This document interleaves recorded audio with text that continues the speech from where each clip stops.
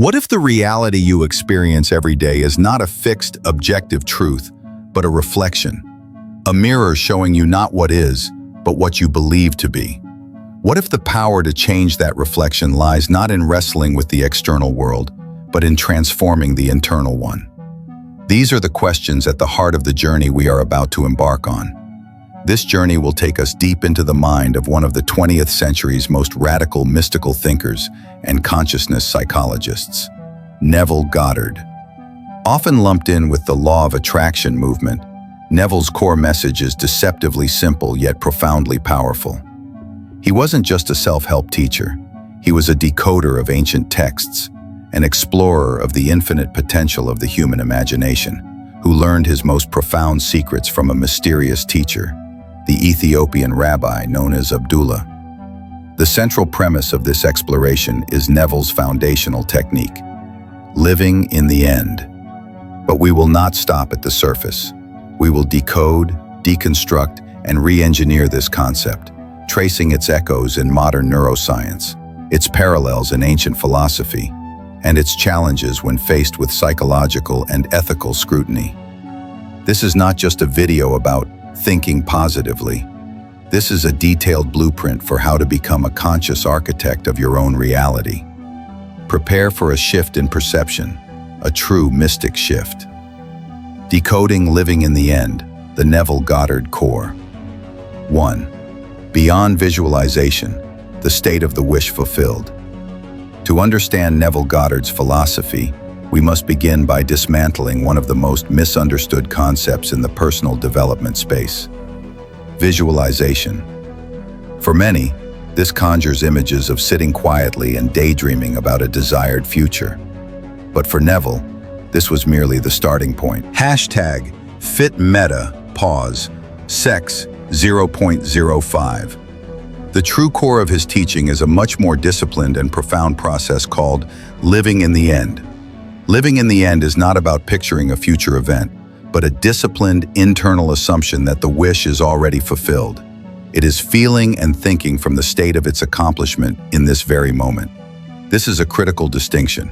It is not, "I will be wealthy," but rather, "I am thinking and feeling as a wealthy person does." It is a complete shift of consciousness, not just mental pictures.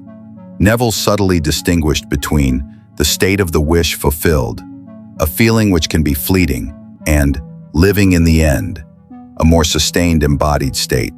It is one thing to visit that state in meditation. It is another to live there in your daily thoughts, feelings, and reactions. Neville taught that one must assume the feeling of the wish fulfilled to impress the subconscious mind, which he saw as the true creative power. The feeling is the secret, not the intense craving, but the quiet relief, gratitude, and peace that accompanies a desire already being a fact. 2. The subconscious, the fertile ground of creation.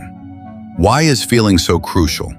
Because according to Neville and his contemporary Joseph Murphy, who also studied under Abdullah, the subconscious mind is the engine of reality creation. The subconscious does not operate on logic or reason. It operates on feeling and belief.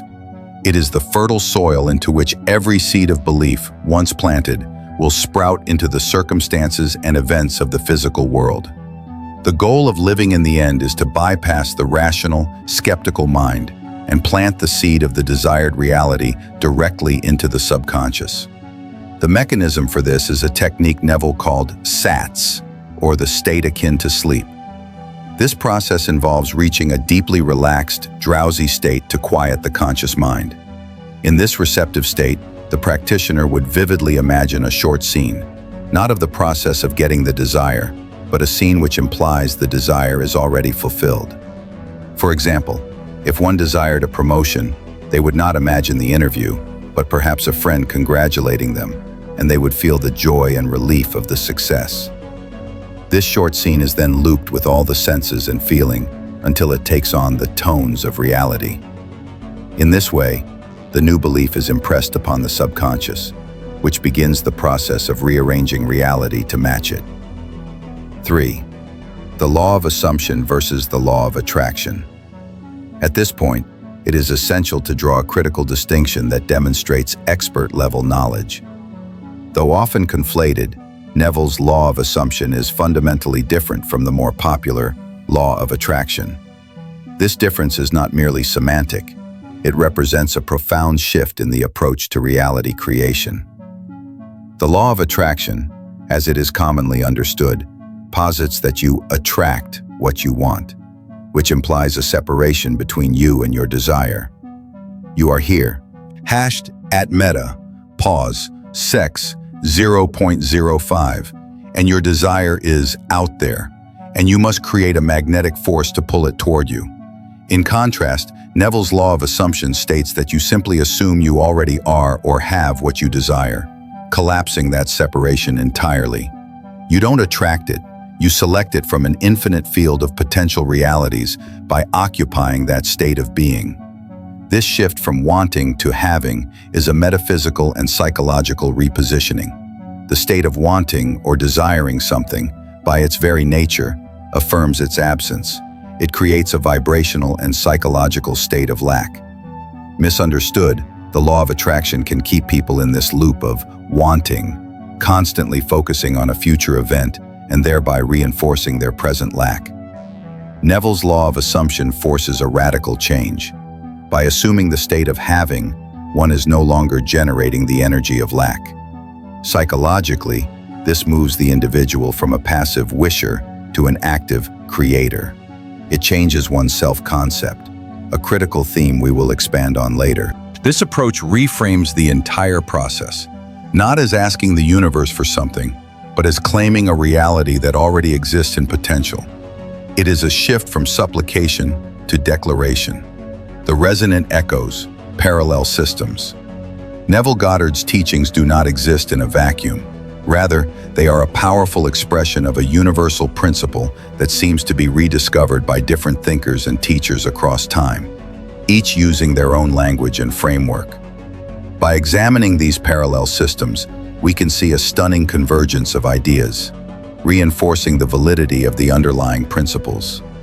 1. Abraham Hicks and getting into the vortex. One of the most prominent contemporary echoes comes from the teachings of Abraham Hicks.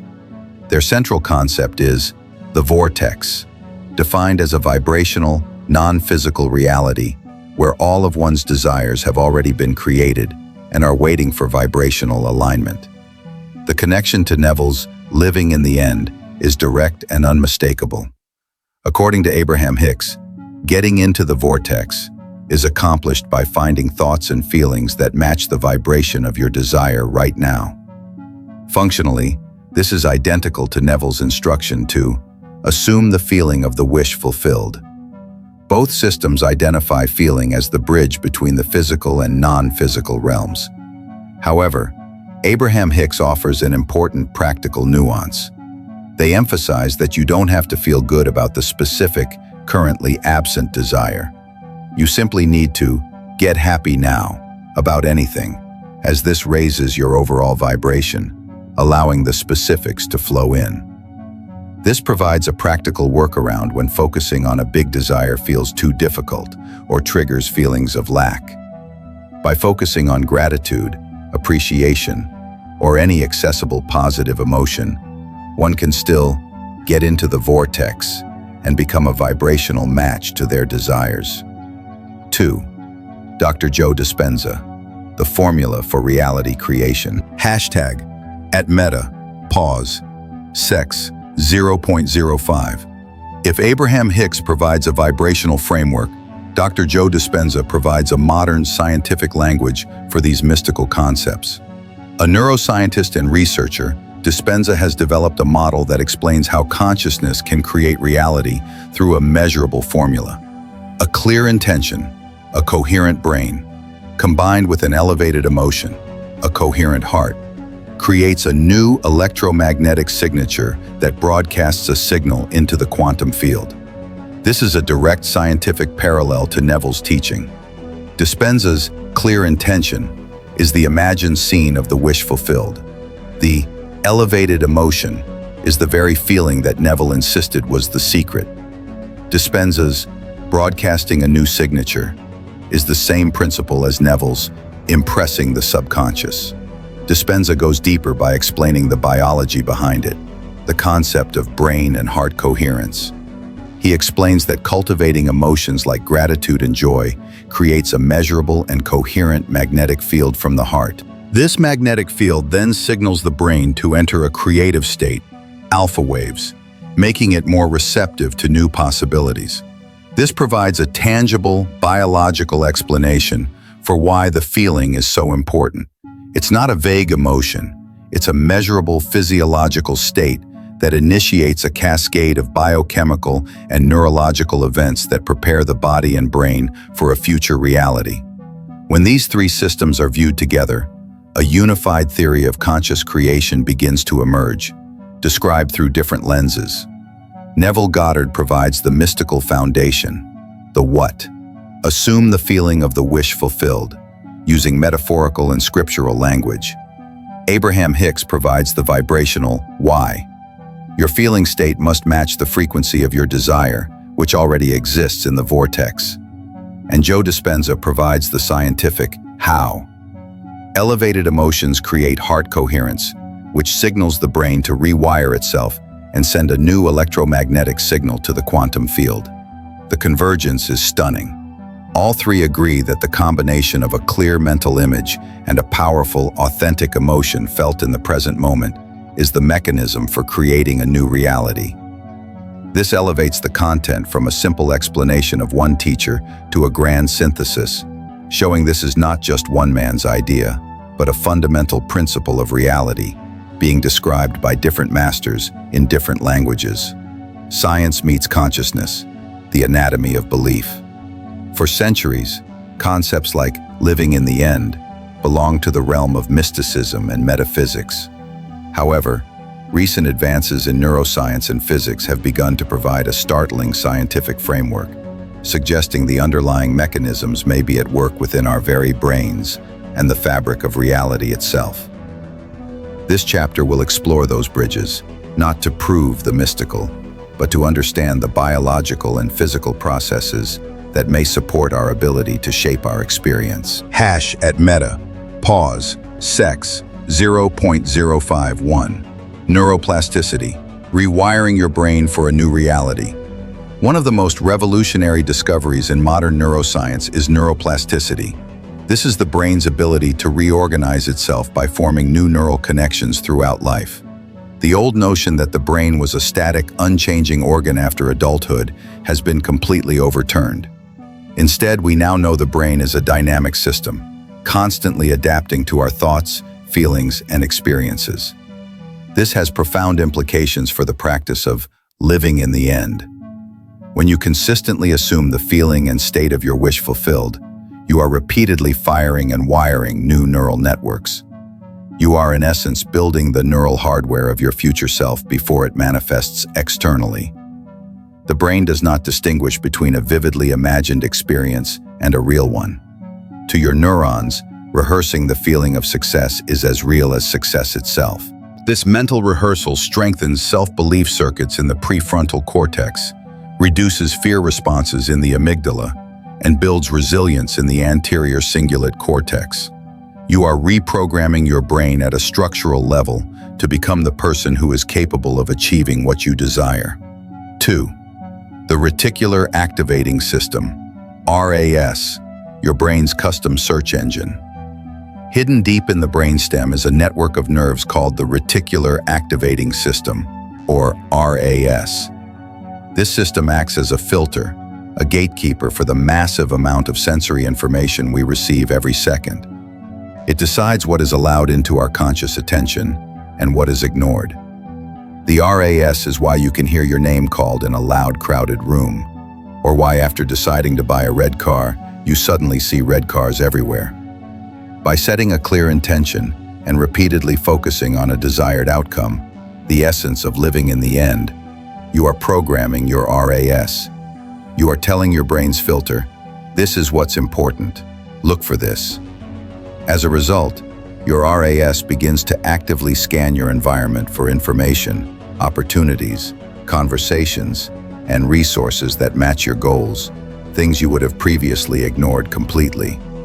This scientifically explains the phenomenon of coincidences and synchronicities that seem to increase when you commit to a goal. It's not that the world has suddenly changed, it's that your perception of it has profoundly shifted. You begin to see the doors that were always there. It's a fascinating bridge between mysticism and mechanics. If you're finding this connection as mind-blowing as we do, hit that like button to let us know. And share in the comments which scientific concept, neuroplasticity, or the RAS, resonates most with your own experiences. 3. The observer effect, a metaphor for consciousness. Venturing into the realm of quantum physics, we encounter the observer effect. At the subatomic level, the very act of observing or measuring a fundamental particle changes its state. Before observation, a particle like an electron exists in a wave function of possibilities. It can be in many places at once. But the act of measurement causes this wave of potential to collapse into a single, definite particle at a single point. It is critically important to clarify a point here. This is a powerful metaphor, not direct scientific proof of manifestation. The misuse of quantum physics is a common criticism of New Age thinking, and addressing this head-on demonstrates intellectual honesty. Science does not support the idea that a conscious human mind is necessary for this effect. A detector is sufficient. However, the power of the metaphor is undeniable. It suggests that, at a fundamental level, reality is not a fixed, solid thing, but a field of infinite potential. Our focused attention, our observation, plays a role in collapsing that potential into a concrete experience. This aligns perfectly with Neville's idea of selecting a reality from an infinite number of possibilities. It suggests that the universe, at its most basic level, responds to observation. When these scientific concepts are combined, a clearer picture emerges. Manifestation is not about magically changing external reality, but about systematically re-engineering your internal neural and perceptual reality, which in turn changes how you interact with and what you notice in the external world. The process begins with a conscious choice to adopt a new belief. I am successful.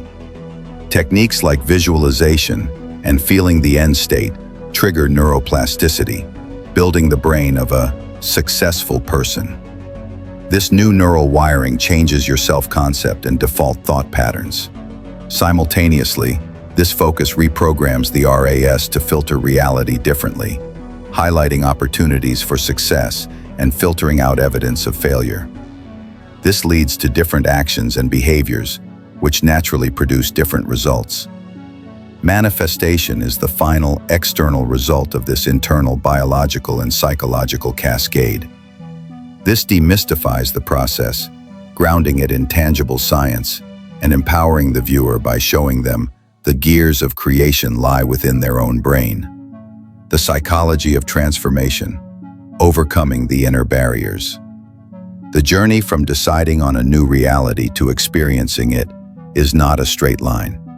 It is fraught with internal challenges, psychological battles that every practitioner must face.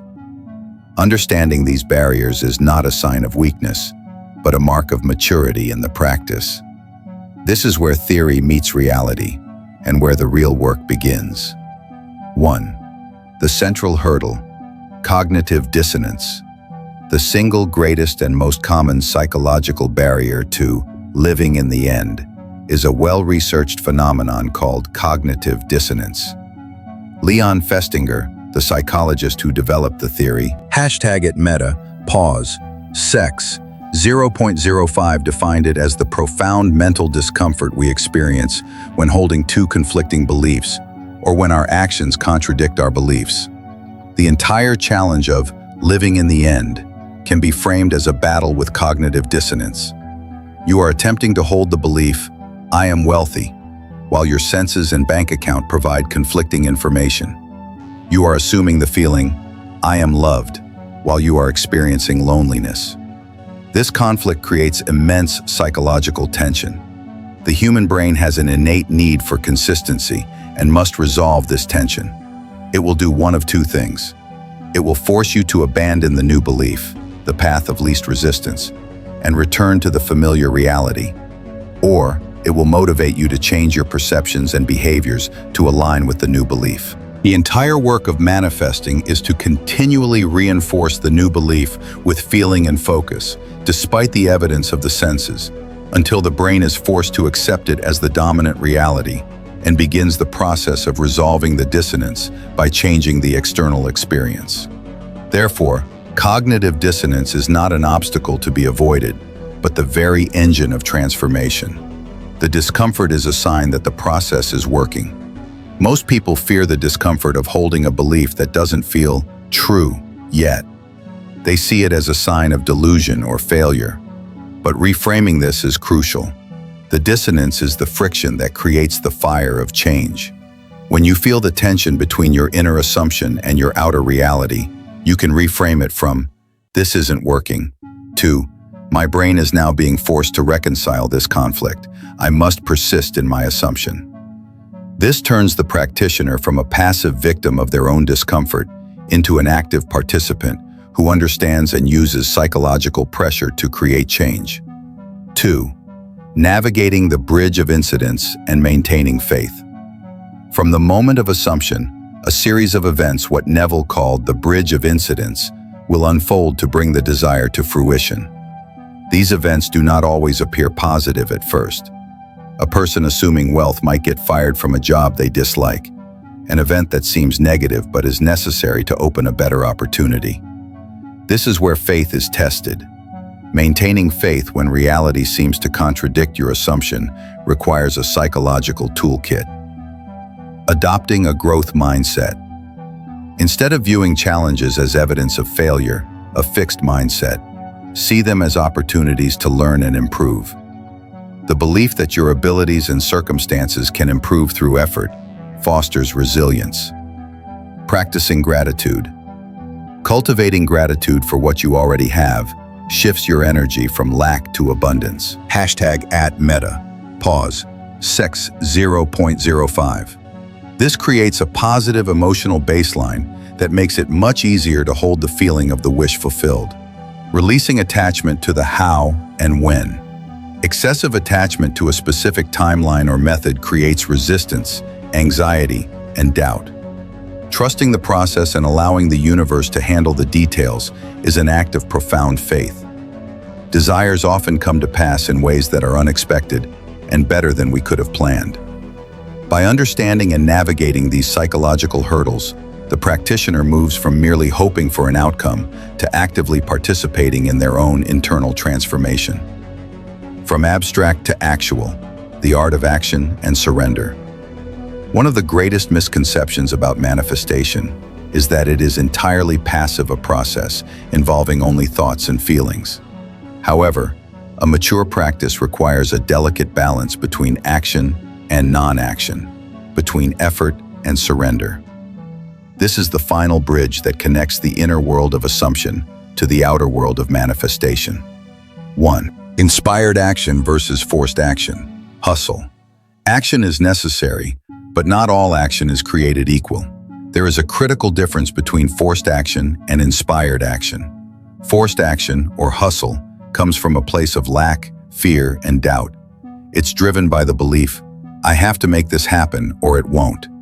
It feels heavy, stressful, and often leads to burnout. In contrast, inspired action is an intuitive nudge, an inner urge, or an idea that feels exciting and energizing. It doesn't come from lack, but from the state of already having. It feels light, right, and seems to open doors with ease. The litmus test is simple. How does it feel? Forced action feels like swimming upstream. Inspired action feels like floating downstream. Abraham Hicks provides a simple but profound formula for this. Alignment, inspiration, action. You do not act to get into alignment. You get into alignment first, through living in the end, and then you follow the inspired action that arises from that state. This action then becomes a natural confirmation of your new reality, not a desperate attempt to create it. 2. The paradox of letting go, the power of surrender. This is the final and perhaps most paradoxical step in the process: letting go of the outcome. After you have assumed the feeling, lived from that state, and followed any inspired action that arises, you must release your desperate need for it to happen.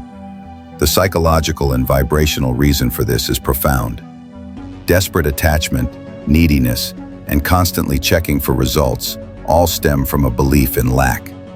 They broadcast the vibration of the problem, not the solution. Every time you anxiously wonder, "Where is it?" you are affirming its absence and undoing the work you did in your assumption. Letting go is an act of ultimate faith. It is the final confirmation to your subconscious and to the universe that you know it is done. You don't worry about the delivery of a package after you've sent it. #Meta. Pause. Huge. 0.05. You trust the postal system will handle it. Likewise, after successfully impressing the subconscious, you must trust that the creative process is unfolding. To support this journey, having a practical toolkit is invaluable. Each tool serves a specific purpose in reinforcing your assumption and helping you navigate the psychological challenges. First, there's scripting, which involves writing out your desired reality as if it has already happened. The core psychological principle here is embodying your future self to resolve cognitive dissonance and activate neuroplasticity. For an advanced application, try writing in the past tense, focusing on the feeling of relief and gratitude after the event has occurred. For example, "I am so grateful that meeting went so unexpectedly well." Next is the vision board. This tool programs your reticular activating system with visual cues and creates a constant emotional anchor. An expert tip is to place your board where you see it passively, like inside a closet, rather than where you stare at it with longing. This allows the subconscious to absorb it without conscious resistance. Then we have affirmations, which are positive statements repeated to reprogram limiting subconscious beliefs. To take this to the next level, record affirmations in your own voice and listen to them as you fall asleep. In that drowsy pre-sleep state, the conscious mind is less likely to reject them. A core technique is meditation in the state akin to sleep, SATS. This is designed to bypass the conscious mind to directly impress the subconscious with the feeling of the wish fulfilled. The key is to focus on a short, symbolic scene that implies fulfillment, like wearing a wedding ring, rather than a complex process. Feel it as real and loop it until you drift off to sleep. Finally, a daily gratitude practice is essential. This shifts your energetic state from lack to abundance, making it far easier to hold your assumption. A powerful way to practice this is to feel gratitude not just for what you have, but for what is coming, as if it's already here. For instance, "I am so grateful that the perfect solution to this problem has already appeared." By skillfully using these tools, a practitioner can systematically build and maintain the internal state necessary to allow the external reality to shift naturally. The critical perspective, light and shadow. An honest exploration of any powerful system of thought must be willing to confront its criticisms and consider its shadow side. To ignore these issues is not only intellectually dishonest, but misses an opportunity to develop a more mature and responsible understanding. To truly elevate this content 10 times, we must walk into the shadows as well as the light. 1. Addressing the pseudoscience accusation. #Meta. Pause. Sexnance. Chance. 0.05. One of the primary criticisms of the law of attraction and related philosophies is that they are often presented as pseudoscience.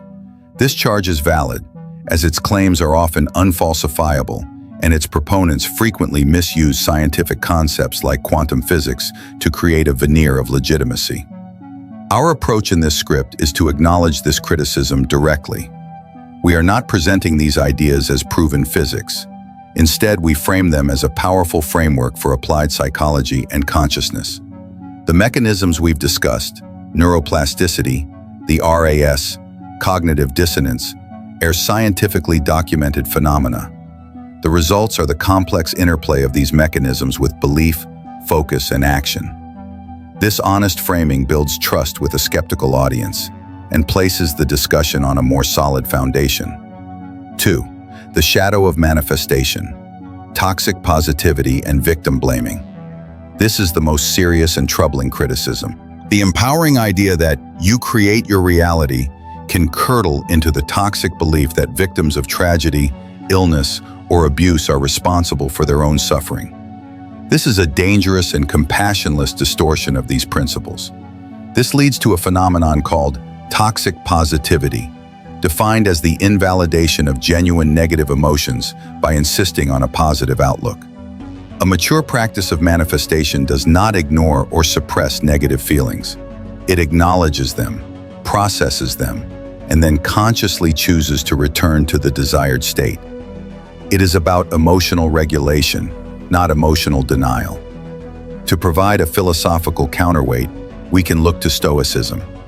The Stoics also believed our internal state is paramount, but they developed a robust framework for dealing with adversity.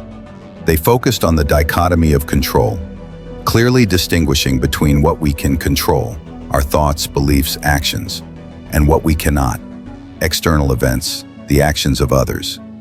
This framework provides a powerful way to take 100% responsibility for our inner world without blaming ourselves for what is outside our control. It is the perfect antidote to the victim-blaming tendency. 3. The ethical maze: free will, karma, and manifesting a specific person. Finally, we must confront the complex ethical questions. Is it ethical to manifest a specific person, potentially infringing on their free will? How does this interact with concepts like karma? There are no easy answers, but an honest exploration must consider different perspectives. The manipulation argument. This view holds that attempting to force someone's affections against their will is unethical and manipulative. The multiple realities argument. The counter-argument, often found in manifestation circles, is that you are not changing them, but shifting yourself to a parallel reality where they naturally desire to be with you. #@meta, pause, sex 0.05. The focus on quality solution. This is the most widely accepted and ethically sound approach.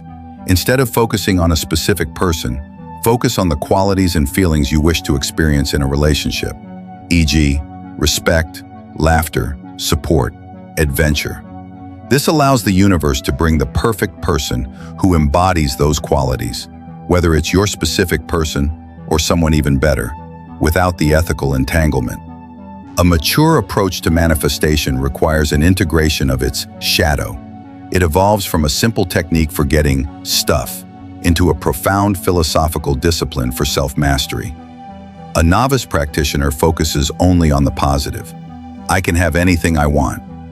This naive approach is prone to falling into the traps of toxic positivity and self-blame when things go wrong.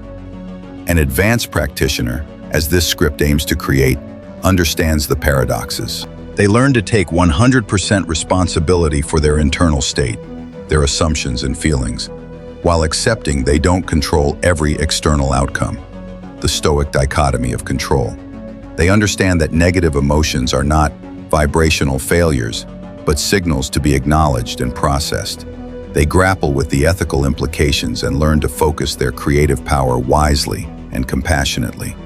This transforms the practice from a potentially narcissistic tool into a path of genuine psychological and spiritual growth that is the ultimate mystic shift. We have traveled an expansive journey from the core of Neville Goddard's mystical teachings through the resonant echoes in modern spiritual and scientific systems, deep into the neural and psychological mechanisms of belief, and finally, confronting the necessary challenges and shadows of a mature practice. We have seen that living in the end is not a magic trick, but a profound statement about the nature of human consciousness.